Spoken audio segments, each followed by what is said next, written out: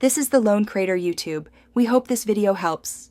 You start by opening the source workbook that holds the data and the destination workbook where you want the link. Once both files are open, make sure sheets aren't hidden and note the exact cell or table names you will reference. Save both workbooks to stable locations so links use consistent file paths. Relative paths are preferable when files share a folder. Now that prerequisites are set, select the destination cell where the linked value will appear and prepare to enter the linking formula. Begin by typing an equals sign in the destination cell, then switch to the source workbook and click the specific cell or named range you want to link. Excel inserts the external reference automatically.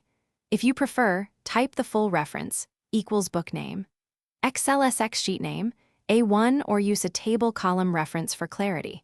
Make sure to lock references with $ if you will copy the formula.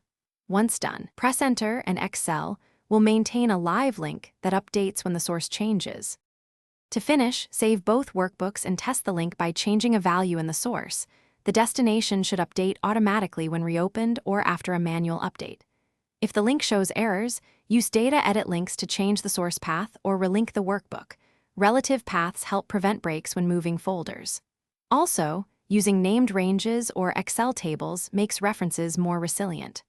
One quick tip: if links still fail, reopen both files in the same Excel instance and recreate the formula. Thanks for watching.